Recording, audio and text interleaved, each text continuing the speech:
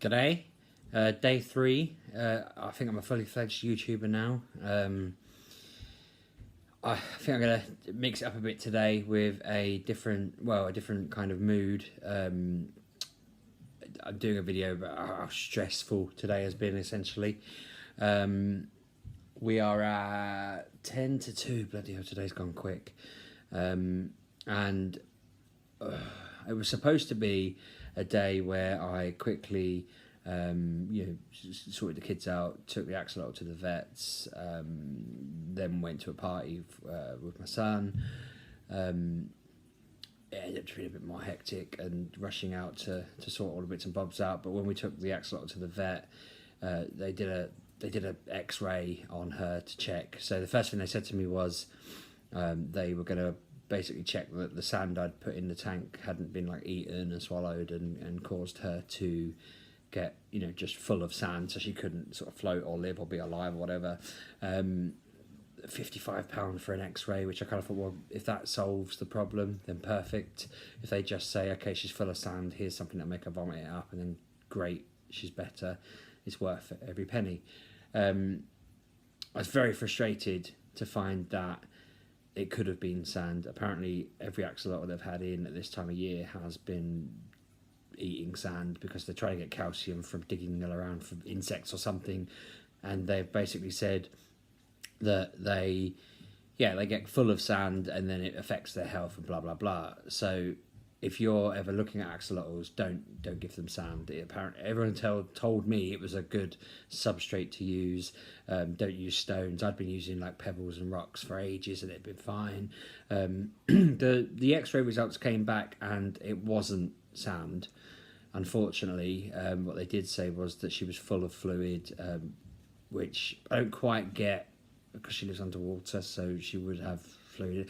Anyway, they explained to me that they could do something about that, but she also had quite dramatic septicemia. They were offering to do bloods and tests and this, that and the other, but they said essentially, looking at her stomach and gills and this sort of thing, she had a lot of marks on her that suggested it was really far gone. They suggested they'd get some antibiotics and that they could perhaps cure her with them, but they were saying that actually also once they got past that, they didn't know what had caused it, and the fact that she wasn't eating could have been because she had a tumour. They suggested she probably has issues with her kidneys. Overall, they basically said to me, what would you like to do? Would you like to spend £25-30 on antibiotics? Would you like to have a blood test done? Would you like to have this done? Would you like to have that done? I've never seen a vet basically say you could do these things, but the third option is and then this is where I'd made a huge mistake, and I feel like I'm the creator of my own downfall. I took my eldest daughter Emily and my son Oliver with me because I needed someone to carry her in the car while I drove, and they were just standing next to us watching the whole conversation unfold. And then the vet sort of says to me, there's option 1, we do this, option like blood tests and everything. Option 2, we assume the results and we give her antibiotics, and we just spend every day doing sort of every 4 hours having to change the water, change this, change that, give her medicine, force feed her it, and hope that something works. Or option 3, they suggested we euthanize her.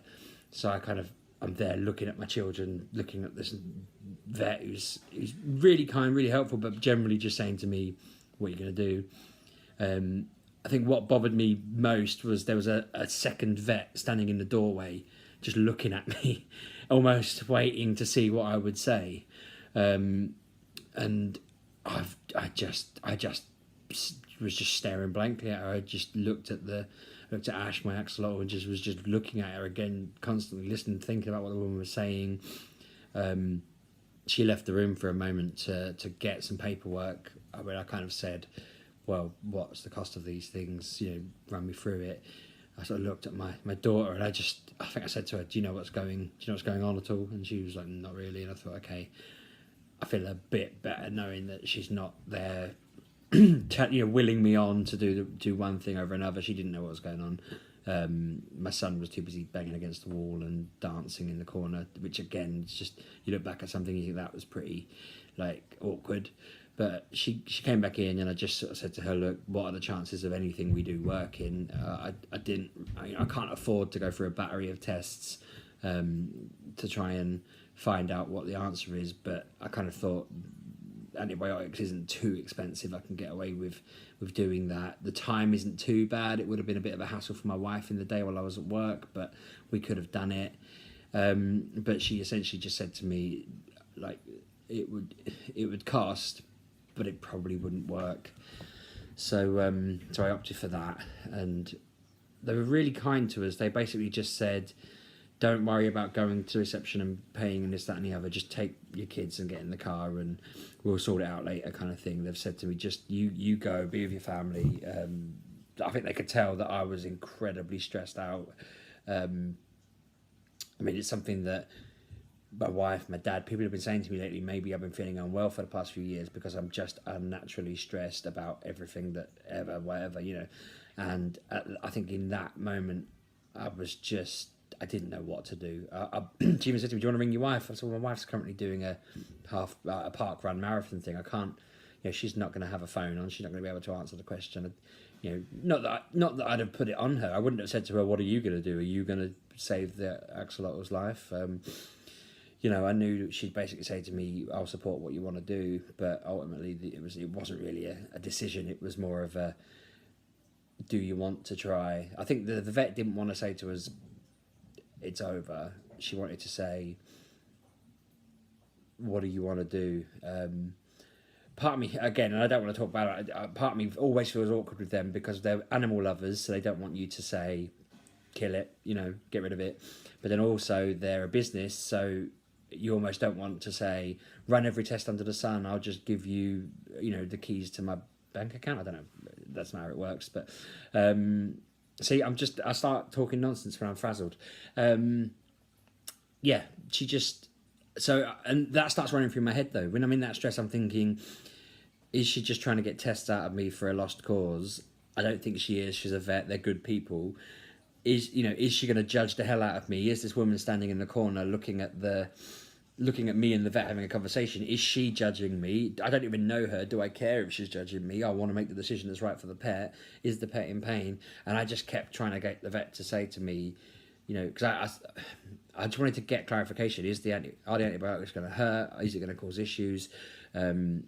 We went round in circles for probably a good 5-10 minutes, and then I started to feel awkward because I thought the vet's probably got other people to see. You know, there's other issues.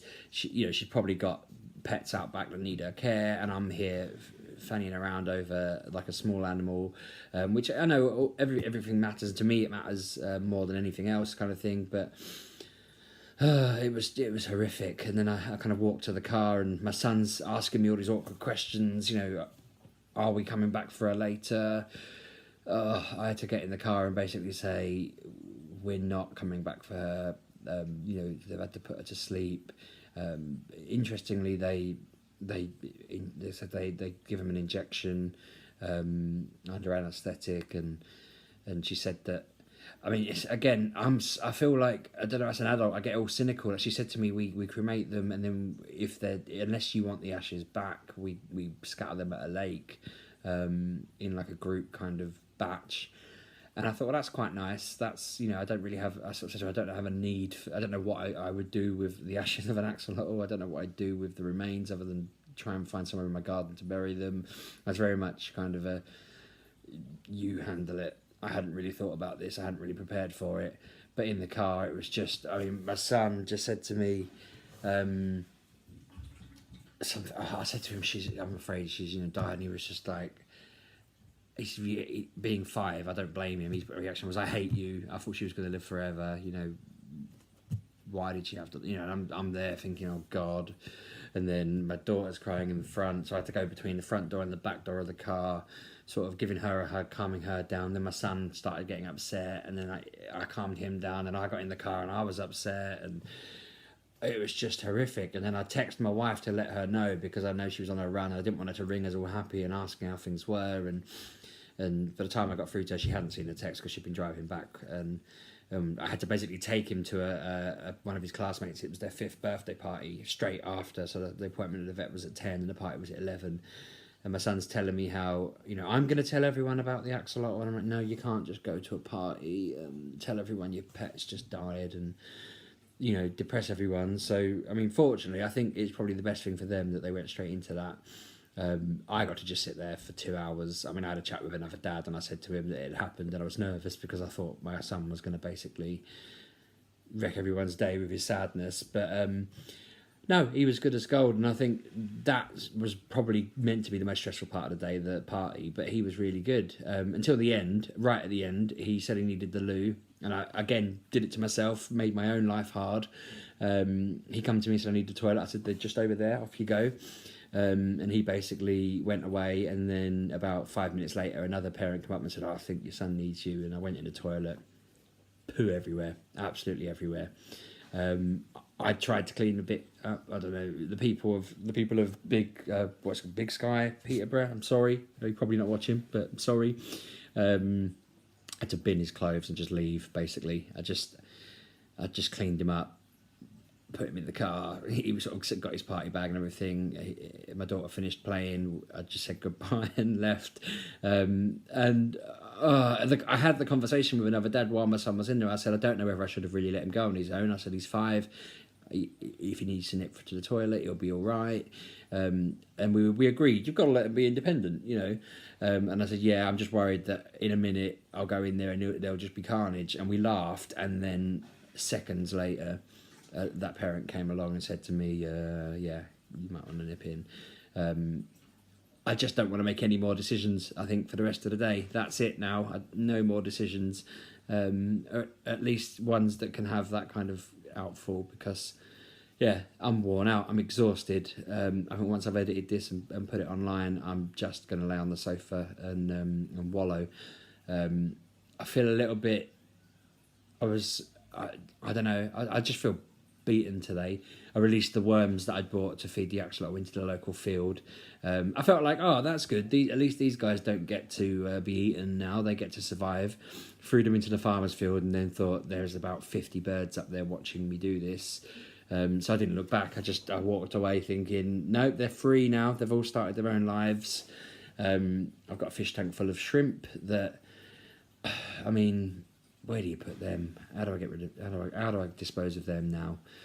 I don't want to flush them down the toilet. We've all seen Finding Nemo. They'll make their own way back, probably. I don't really want to release them into the local river in case I just, again, wipe out the local wildlife. I just kind of want to get rid of the tank and stop thinking about it all now. Yeah, sorry for a sad video.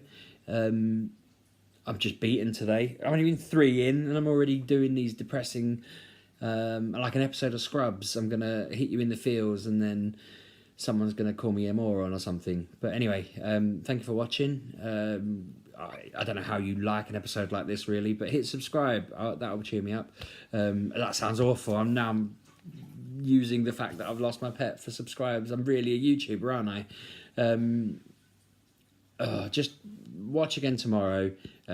Sorry for being depressing, and hopefully I'll be back to my cartoon life with actually funny stuff happening. Thank you very much. I'll see you soon.